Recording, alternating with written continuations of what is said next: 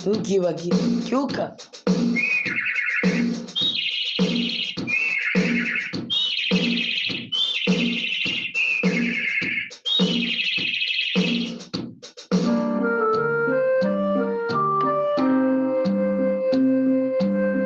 reka ndakubwire mukama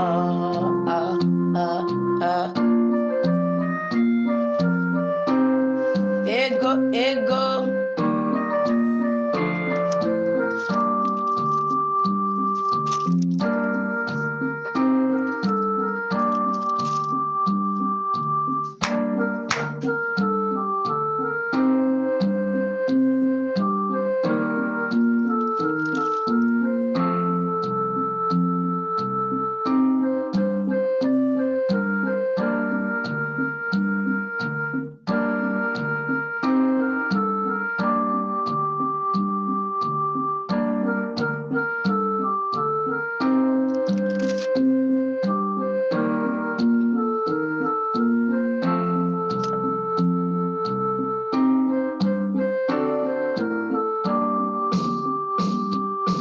reka ndabivuge ko ndagukunda cyane rwose ndagukunda cyane mukama uri mana yanjye reka ndabivuge ko ndagukunda cyane rwose ukunde ndabivuge ko ndagukunda cyane rwose ndagukunda cyane mukama uri mana yanjye reka ndabivuge ko ndagukunda cyane rwose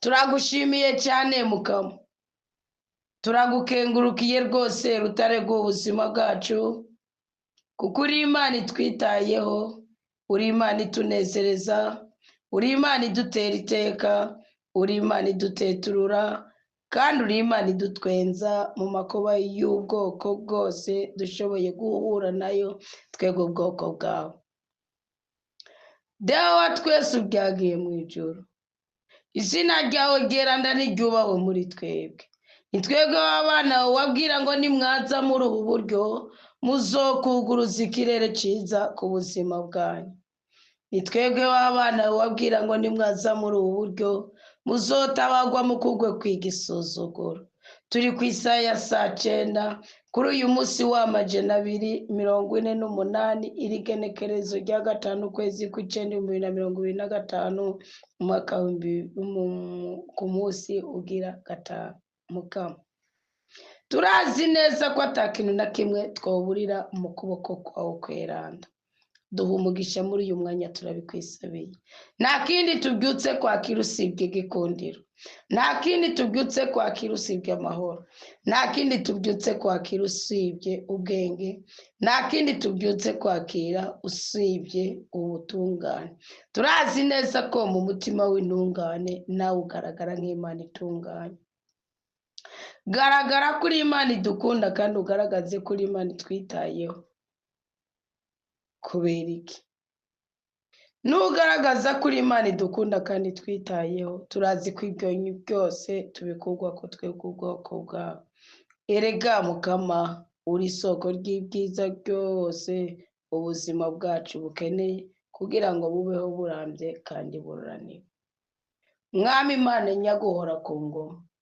mu izina ry'umwana wa Yezu Kristo turahabohokera turahatabarirwa turaje gutabagwa ku bwa Kristo umwami umukiza n'umucunguzi turaje gutabagwa ku bw'uwo mweranda w'Isirayeli turaje gutabarwa ku bw'uwo mukiza adukiza ibyaha n'ibyago akadutandukanya n'akabi n'akabibi akaduhuza n'umunezero utagira ukungana turakwinginze mu izina ry'umwana wawe Yezu Kristo umukama utwiyere umugwiza kuko uri nawe utwiyere amahoro kuko uri nayo utwiyere ubutabazi kuko uri nabo dore umutima wa mweranda atubwire inkingi n'abanduka twashiriweho n'umukama kandi iyi nkingi ijya kugira 36 igaragaza ugukomera kwacu. Tugira uburyo bwiza bwo kuguruza ikirere cyiza ku buzima bwacu.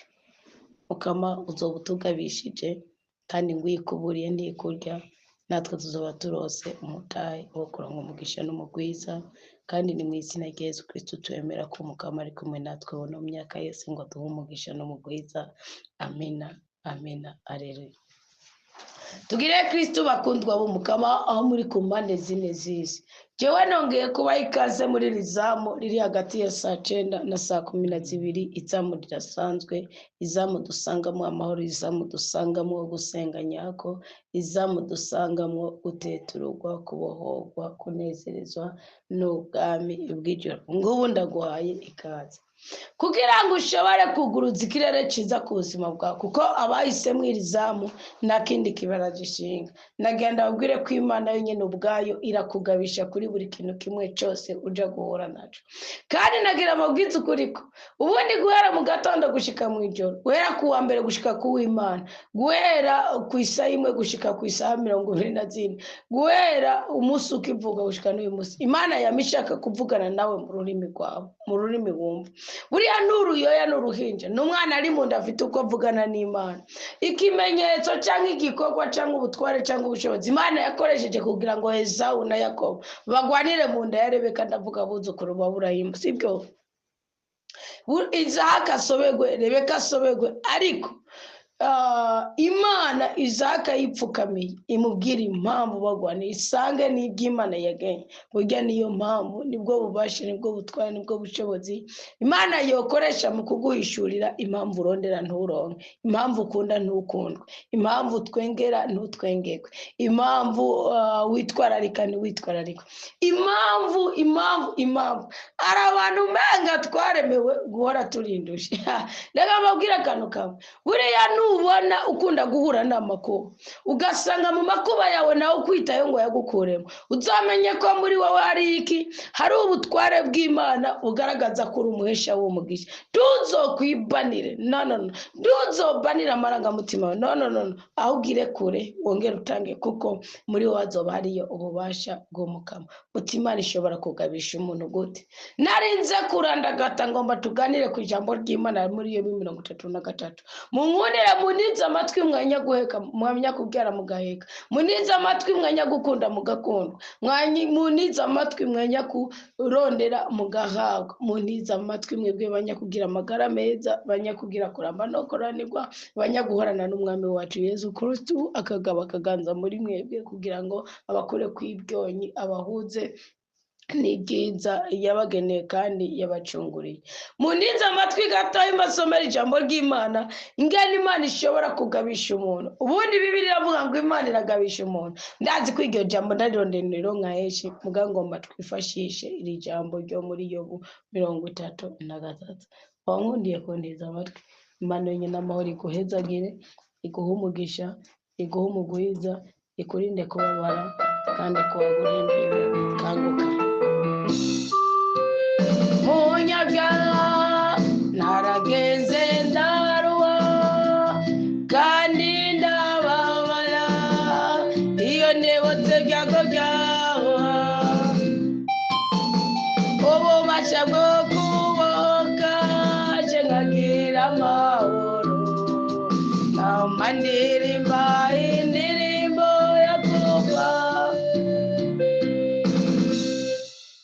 Mugihe nari umunyabyaha narageze ndaruha kandi ndababara, iyo ndebotse byago byawe.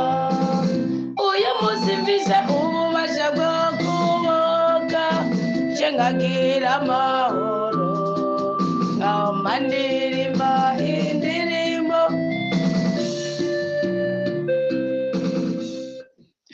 Yiri umunyabyaha nyine birahara. Ngo ariko rero ndagusabye Yobu, wumvirize amajambo yanje, utege ugutwi ibyo mvuga byose. Ubundi ndarikara bivuga n'Imana irikiragabisha umuntu. Umvirize iby'Imana irikiravuga ngo raba nduguruye umuntu ururimi rwanjye rwikore mu gahogo, amajambo yanjye yaga ubugororotsi bw'umutima wanjye, iminwa yanjye nayo iyaga ubumenyi nyabwo. Mushobora kuvuga ngo Imana ntishobora kwivuga muri ubu buryo, ariko iyo Imana ivugiye mu ijwi ry'uvuga ugomba guharanira ubutungane, burya yitwa umuhanuzi kandi yitwa uvuga ibiri ku mutima w'Imana kandi yitwa uvuga ibiri mu bubiko bw'Imana. Niyo mpamvu Yobu ba Elihu bagenzi be batatu n'abamusatiriye bamwagiriza icyaha ataciyakoze, Imana ntiyabahanye, yabaciye amande. si kurya Imana ihaniye, Imana ihanye irica, irabomora, irasenya, irasenyura, irarandura, irahonya, iratikiza, yabaciye amande. Gucibwa amande nayo buriya Imana rero ifite ukuntu avuga ati none amande yanaguca nutanga mu byo naguhaye jewe nyene, none kuvuga ngo genda muzanire ikimasa Yobu, kuba ari kugira ngo gusa bacishwe bugufi babone ko Imana ariyo nyeranda, ari itunganye yonyine. So aya ni amajambo ya Elihu. Aya majambo rero ya Elihu, Bibiliya iravuga imvo yayo. Elihu kuko mwene Barakeli w'ibuzi yama yishura ashingiye ku buto bwiwe agereranije no ku bunini, ku burebure no ku burambe bwa Yobu, kandi yama yishura. Mwumvirize icya mbere ashingiye ko ari muto kuri Yobu. Cya kabiri yarashingiye ku cyubahiro cyayo, aravuga ati je sindakigerako. Iyo mpamvu yavuga ati Yobu kumbure wihaye icyubahiro kirenze, Imana irakudiha. Yarashingiye no ku butungane bw'Imana, aravuga ati Yobu kumbure waradekonye, tibi byago biriko birakubako ni nk'urukangaga. Urukangaga nagwo ntirumera ahantu hatari amazi mabi, wewe wabikoze uko ubyumva, Imana irakudida. Ngo ibyo byanyana byatuma Elihu agira ubwoba ashingiye ku makuba ya Yobu no ku butonganuke bw'Imana. Elihu aragera ku rwego aravuga ati jewe naho ndi muto ngira mvuga icyumviro cyanjye, nagira mbabwire naho ndi muto. Kuri bamwe ngaragara nk'usuzuguritse, ngomba mbabwire igitekerezo kiri ku mutima w'Imana. Ngomba kubwira icyo gutuma wubaka rukaguma, ngomba kubwira icyo gutuma ukunda ugakundwa, ngomba kubwira icyo gutuma urondera ukaronka, ngomba kubwira icyo gutuma ugwana ugatsinda, ngomba kubwira icyo gutuma uhororo wa mbere utaba uwa nyuma. Aro bigisha namwe bigisha bagwayi namwe baganga, mwese iyi mburira baraba, nta n'umwe udakeneye umugisha, kandi burya n'abaganga hamwe abagwayi bose bokira Kristo akagaragara. Ndabarahiye mwoshomera mudakinata. Hari ibintu mwihaye ngo umugwayi ngo ufite umuti ngo ngo arakurondera, hari igihe Kristo nawe yabakiza nibabarondera. So ubahita ko ry'umukama kugira ngo nawe icyubahiro cyawe, kuko ngo Bibiliya iravuga ngo muri mwene Siraka ngo iteka ry'umuganga ryubaho, muzi kwitobadiye karikuraho gatoya. Eliya aravuga ngo nicyo gituma jewe nagize ubwoba ngatinya, kandi ngatinya kuba ishuka icyumviro cyanjye, ngo naravuze ni iminsi izovuga, imyaka myinshi nayimenyesha ubwitonzi. Ni iby'ukuri umutima uri n'umuntu, kandi mwe muzamushobora byose nizo zitanga ubwenge. Ngo abakuru sibo bitonda, kandi abatama sibo bategera ingingo. Nicyo gituma mvuga ni nyumviriza nanjye umenyeshe ubumenyi bwanjye. Uyu mugabo bimwe byose yatinya arabyubahutse. Hari abantu mwabahutse bitubahuka, ariko nimba babikoze kubw'ubutungane bwa rudasumbwa, uzobyaza umusaruro ndakurahiye. Nicyo gituma Elihu atadishwe n'Uwiteka.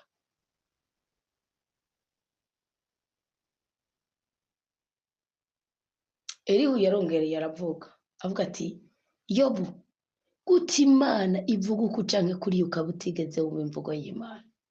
Elihu arubahuka aramubwira ngo narindiye urisigura Yobu, unatega ugutwi ibyiyumviro byawe Yobu na bagenzi bawe, kandi ndashaka nanjye mugerageze mutohoze ibyo ndiko ndavuga. Ngo jewe nabategereye bikwiye, ngo nta muntu n'umwe yigeze ahinyuza Yobu, ngo nta muntu n'umwe yigeze yishura amajambo yiwe muri mwebwe. Ngo ntimunavuge rero muti twarose ubwitonzi, Imana niyo izotsinda si umuntu. Ngo si jewe yabwiye amajambo, ngo kandi amajambo yanyu siyo nzomwishura. Eliya aracira urubanza bagenzi we, aratakaza iteka ry'ubutama bwabo, aravuga ngo baragize ubwoba ntibasubira kwishura, amajambo arabakamana.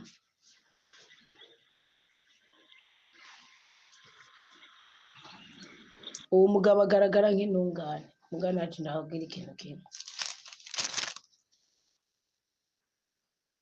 aravuze ngo ndaje jewe Elihu nduguruye umunwa ngo mvuge ururimi rwanje rwikore mu gahugu amajambo yanje yaga ubugororotsi bw'umutima wanje iminwa yanje nayo yaga ubumenyi nyabwo ngo umutima w'Imana warandemye mwe muzamushobora byose zirambeshaho ni wawe bishoboye unyishure itegure duhangane ngo rabameze nkawe imbere y'Imana nanje nakozwe mu ibumba raba iterabwoba ryanje ntiri gucipfuta umutwaro wanje kuremera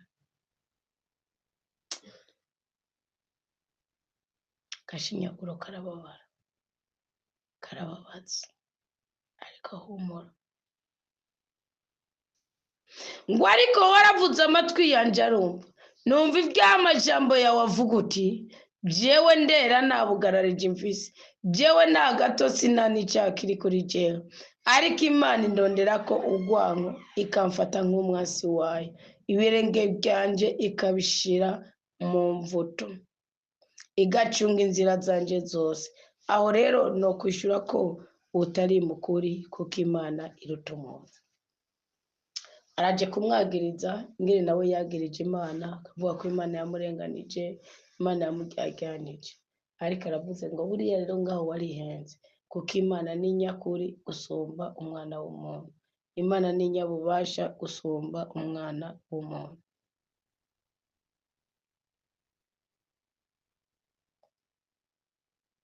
Eliya arabwira Yobu ngo Yobu ni kubera kuri kuraburanya Imana ngo ariko Imana niyamirika irasigura ibyikora byose ngo kuko Imana ibishatse iravuga uku canke kuriya niho nashaka ngo ariko nta muntu abyitwararika Eliya agarutse gukebura Yobu aramubwira ati Yobu ubwo Imana niyo barakubwiye mu ndoto Yobu ubwo Imana niyo barakubwiye mu iyereko Yobu ubwo Imana niyo barakubwiye mu buhanuzi ariko Yobu uburyo yarabanye n'Imana bwa buryo buhanitse rwose ngo kuko Imana iruta umuntu ngo nkako Imana ivuga uku canke kuriya ariko ntawe ubyitwararika mu ndoto no mu kubonekerwa mu ijoro mu gihitiro ry'umukondorazosi ryaguye ku bantu basinziriye ku gisegura ica yugurura ugutwi kw'abantu ikagushiramwo impanuro zibereye umviza amabwire iyo Imana iriko irakugabisha irazana indoto burya kurota nturotore guca nk'indoto ntuziteho burya no kudekona hafi kumenja hafi kuba umugome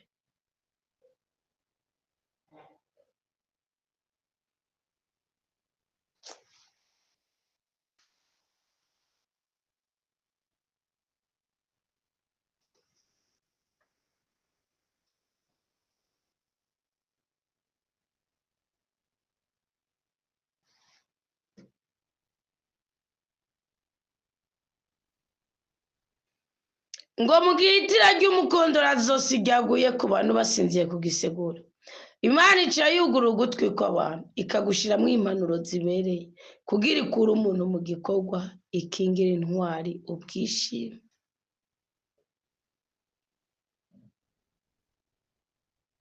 kugira ikure umuntu mu gikorwa birasigura iki hari ibikorwa bimwe mwihitamwo mutabigenewe hari imitwaro mwita ko mwebwe nyene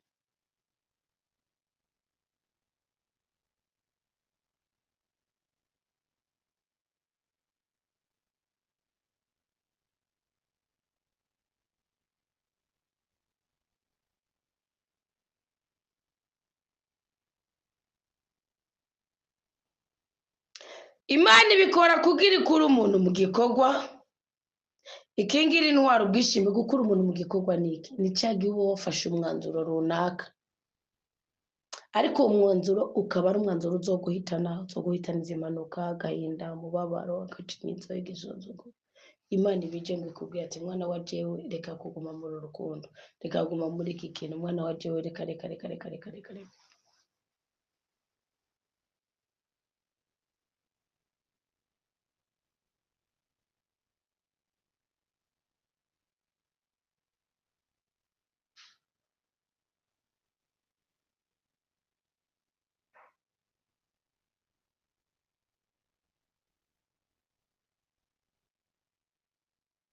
icya kabiri Imana irugurura ugutwi k'umuntu mu gihe ari ku gisegure ciwe kugira ubwa mbere ishiremwo impanuro zibereye, ikure umuntu mu gikorwa, ikingira intwaro bwishime, bwibone n'ibubi buyohitunga.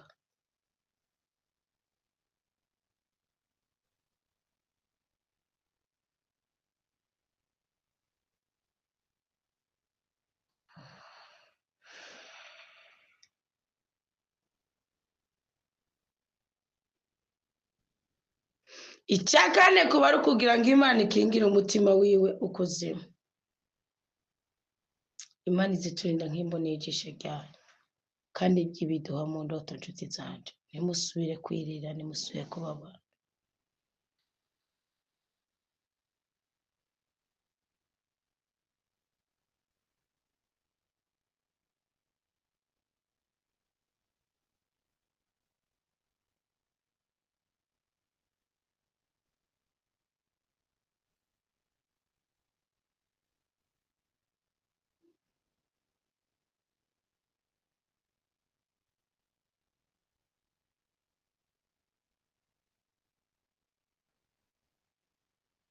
Nta kintu na kimwe Imana yoreka ngo kitubeko itabanje kuduha imburi. Ni twebwe tutaramenya kumenya ururimi tuvuganamwo n'Imana.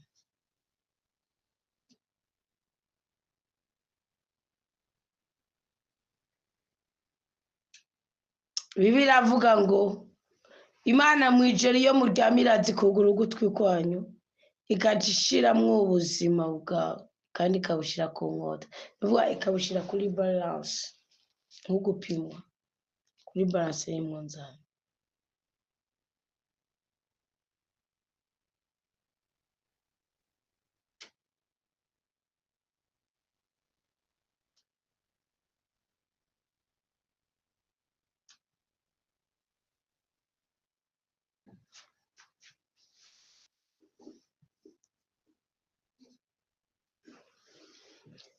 Iyo Imana imaze kuza ibigushakira neza, iyo neza uyakiriye urahezagirwa, uhabwa umugisha, uhabwa umugwiza, ukugwa ku mubabaro.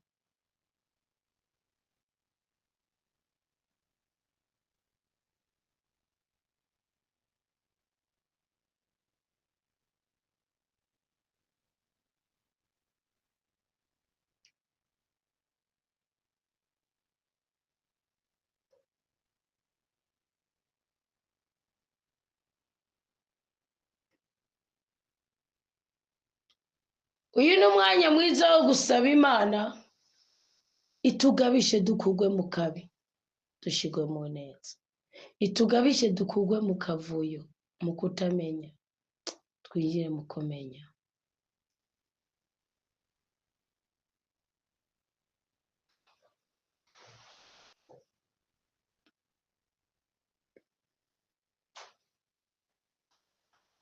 Imana yonyene ubushobozi, Imana yonyene ubwenge, Imana yonyene ubweranda, igukure kwicuka kibi.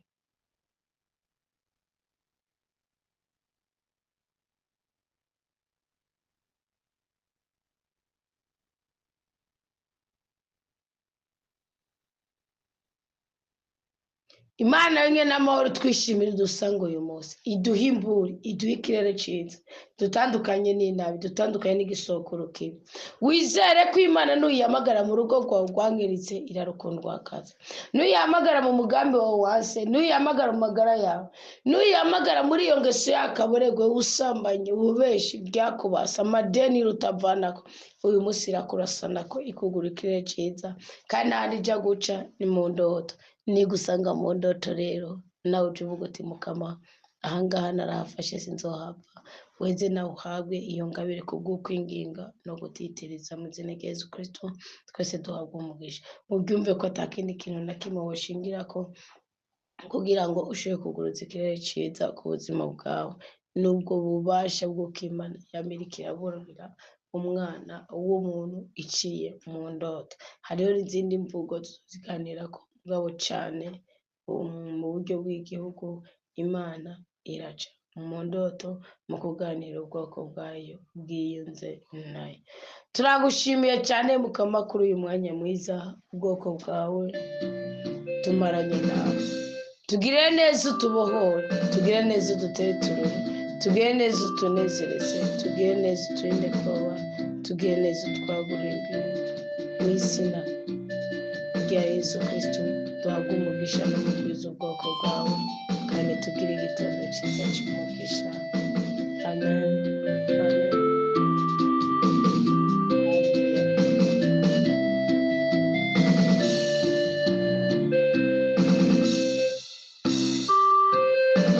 Munyabyaha naragenze ndaruha, kandi ndatoteza iyo nibutse ibyago byawe. Ububasha bwo kuboga je nkagira amahoro, nkama ndirimba indirimbo.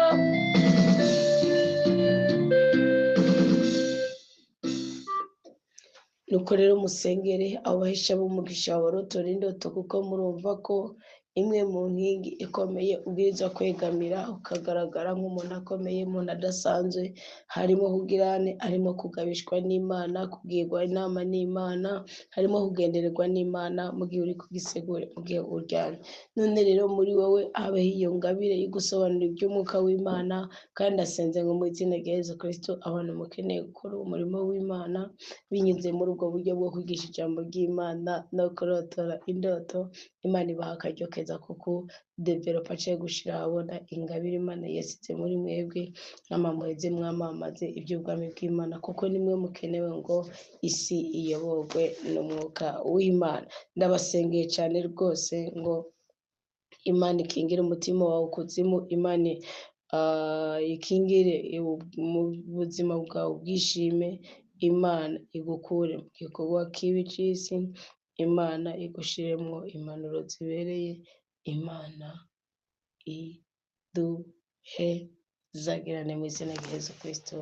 Amen, amen. Aleluya, hobe dukomeye cyane twese. Kristo ni muzima kandi agira neza byose, yiteguriye kutubohora, kudutabara no kudutandukanya n'icyitwa inabi cyose. Amen, amen. Aleluya, hobi uhoberane n'uwo muri kumubwira uti Kristo aragukunda cyane rwose.